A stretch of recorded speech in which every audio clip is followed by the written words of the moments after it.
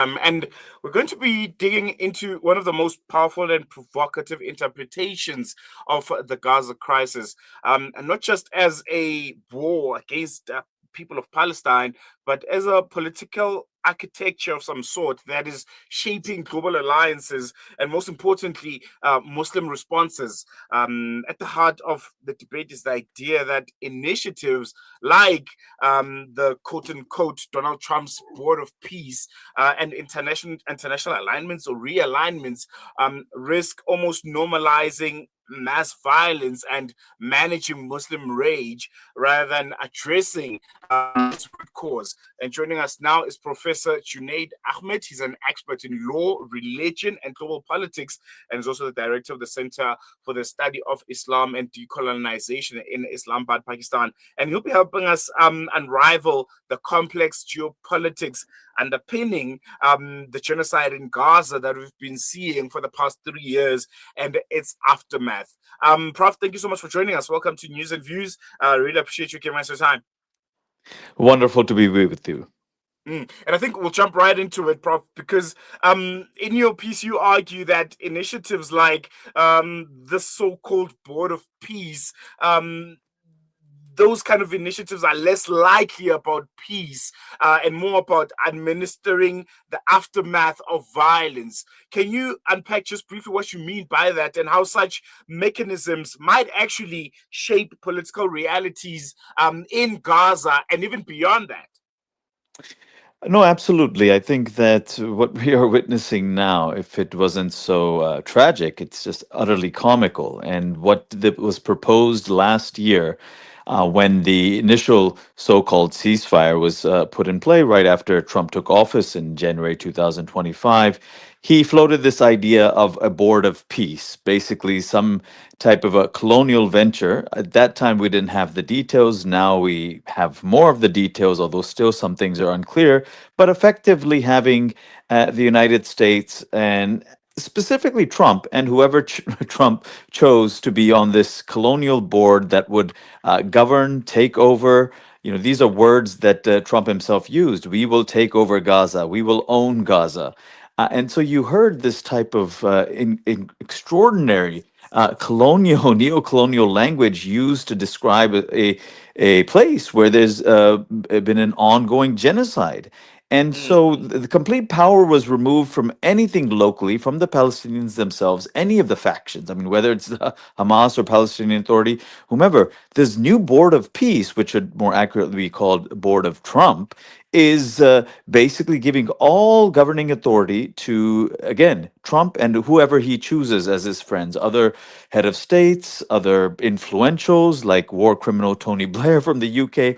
So these guys are effectively in charge, but it's also important to say that this Board of Peace is not just about Gaza or Palestine. In fact, the interesting thing is it does not even mention Gaza. It is about Trump and his new world order that he himself is establishing as a counterweight to the United Nations.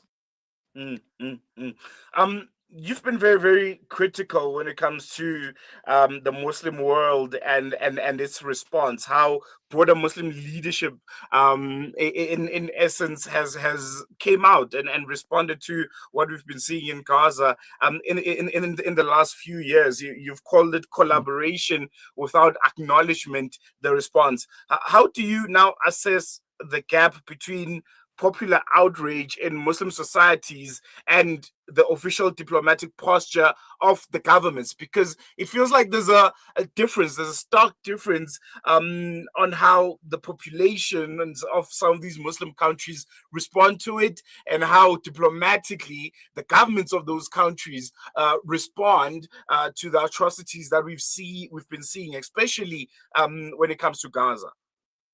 Absolutely. And I think these fault lines were truly exposed, obviously, during the Gaza genocide itself over since October 2023, as the images of the genocide were right in front of our faces. They could no longer be concealed.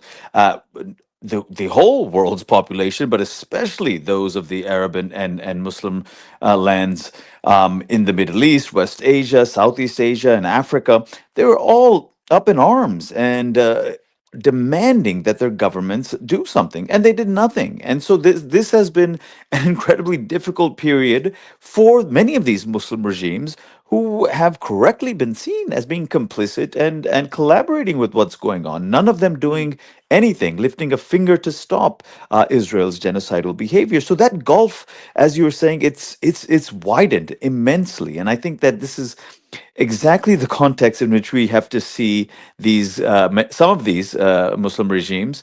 First of all, being invited on the board of peace, but effectively that's also part of their new initiative of what some call an Islamic NATO. Some of these, particularly Sunni countries, Turkey, Pakistan, Saudi Arabia, Qatar, particularly forming right now in what they want to portray as a an alliance also against the United Arab Emirates and the Israeli nexus. But I think these things are very, very kind of symbolic on the surface in terms of meaningfully trying to do something to address the situation for the people of Gaza. It doesn't seem like they're doing much. And as I say in this piece, it just seems like one more initiative to manage the mass anger in the Muslim world mm, rather than actually address the root of it. And that is the ongoing apartheid colonial relationship that Israel has with the Palestinians. mm. Um, the concept of an Islamic NATO, or a collaboration that mirrors what NATO is. That being a collective kind of response framework to what we've been seeing in the last few years.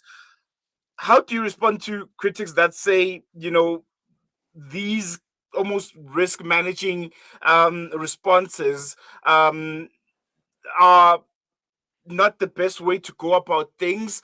It is better than, trying to correct the underlying injustices. In the most simplest of terms, what would a genuine solidarity or strategic response look like, as we seeing these Board of Peace and other, it feels like organizations and responses like it going to be emerging soon, taking a template from Donald Trump and what he's been able to achieve in establishing them. Right. And so, we would actually, many of us would be happy if some of these countries that are now a part of, that are been invited on the Board of Peace or that now pretend to be part of this kind of defensive pact of the Islamic NATO. I mean, we would have been ecstatic if they had done anything to kind of intervene during the peak of the genocide to protect the Palestinians, some type of a protection force or so on. Right now, it seems so scandalous that some of them are willing to send forces as part of this international stabilization force, which is again has nothing to do with protecting Palestinians, but managing them on behalf of Israel and the United States. So I think you hit the nail on the head. So whatever this initiative is, the Islamic NATO or whatever you want to call it, the Mm, how does it respond to the need for solidarity with Palestinians and to affirm their right to self determination? And so, whatever way they can do that, I mean, for example, these are pretty influential countries: Turkey, Pakistan, huge armies, Pakistan nuclear armed. Qatar and other countries from the Gulf, very wealthy. So, one of the things they could have done if they really believe of themselves as some type of powerful alliance, they could have rejected the Board of Peace. None of these things can take place in this region without the collaboration of these countries. So, this is what we are now looking to. If they want to portray themselves as this powerful pact of Muslim countries, then they need to do something. We are now that we have a right now to observe every single action of theirs. If it seems like they're doing nothing, then the assessment is correct. They're just another body that once again is collaborating with the United States and Israel to preserve their domination in the region, not to oppose it and affirm the right of Palestinians and everyone in the region to dignity, to freedom, to self determination. well, there you go, Professor Junaid Ahmed. We have unfortunately run out of time. I would have liked to continue the conversation a bit further, but we're going to leave it there for now. Hope we chat again soon. Really appreciate it. Wonderful. My pleasure. There we go. And with that, we're going to take a quick break. News and views continues after this.